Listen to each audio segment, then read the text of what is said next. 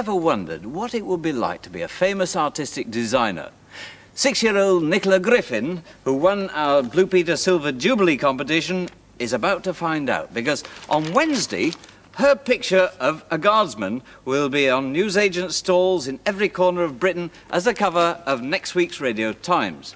Now, this is the first time ever that the cover has been designed by anyone Nicola's age, and I think it looks smashing. As part of a prize, Nicola was invited to see her picture being printed. So, 3 weeks ago, I joined her at the print works deep in the heart of Somerset, where we met the art editor of the Radio Times, David Driver.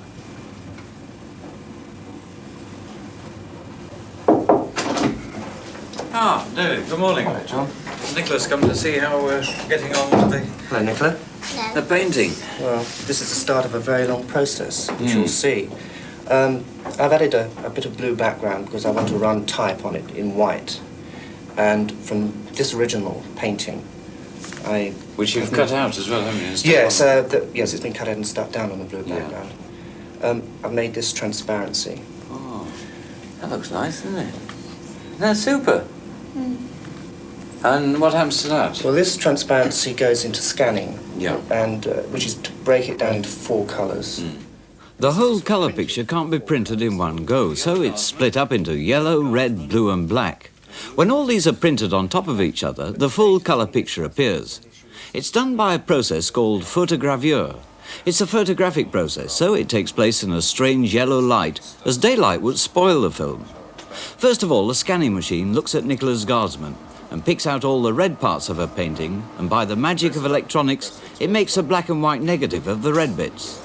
Then it does it all over again for the blue, yellow and black parts of the picture. Stands along this way. Transmits it.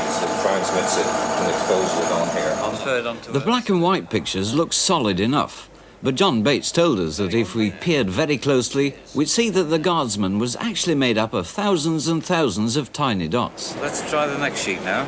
Now this one is for the red. Have a look through and tell us what you can see. They're bigger still, are they?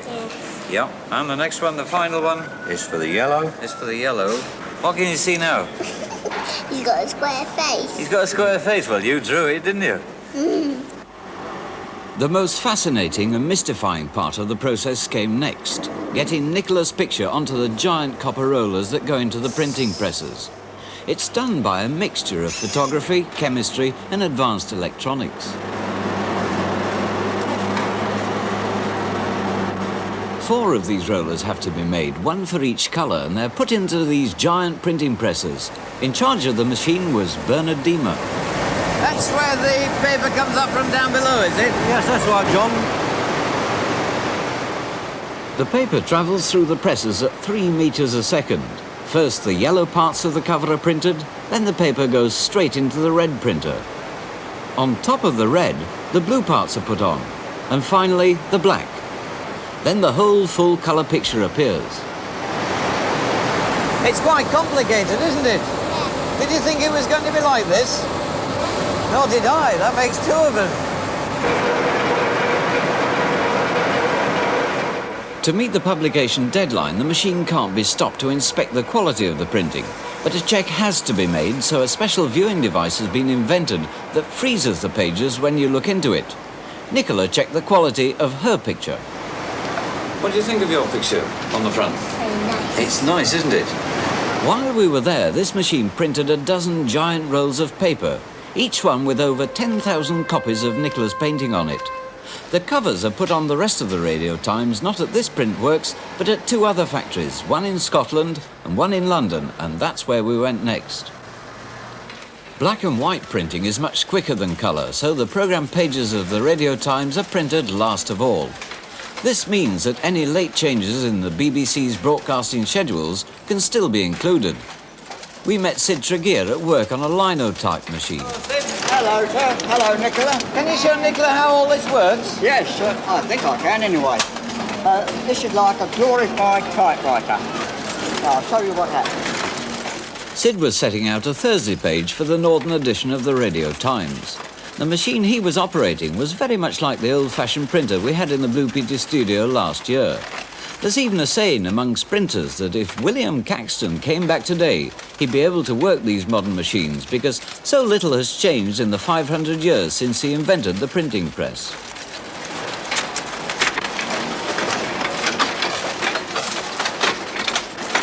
$2,600,000 copies of the Radio Times come off these presses every week, and with the 900,000 printed in Scotland, they make the Radio Times Europe's biggest-selling magazine. It was first published back in 1923, when there was only one radio channel which filled 24 pages. Now there's 75 pages and 26 different editions. Sunday's page over there for the radio. Another page up there. The machine we were looking at was just starting up. At full speed, you can't recognise any of the pages. They just whiz past in a blur. After they're printed, the same machine cuts up the rolls into individual pages.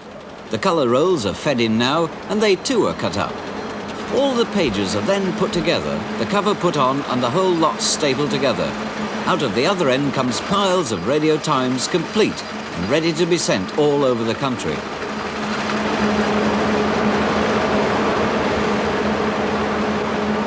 This edition was just about finished, but for the men who work here, there's not time to take a breather.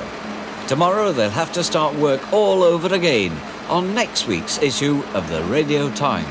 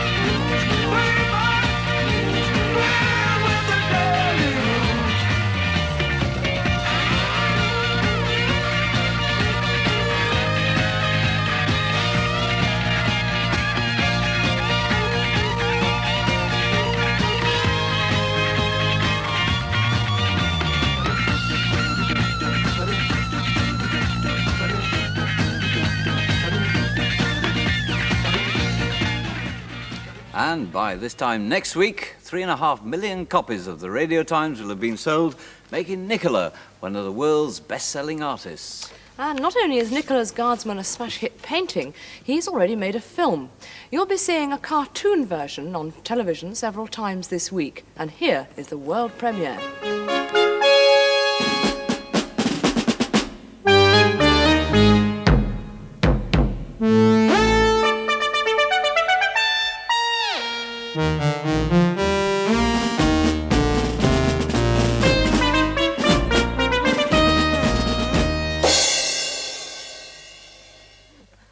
I love him with his flowers. Actually, that film will be advertising the Radio Times all this week. Nicola, I thought your picture of the Guardsman was really super. Thank you for drawing it, Nicola. I like it too. Congratulations anyway. Congratulations to the other 9 top prize winners in the competition and to all the runners-up as well.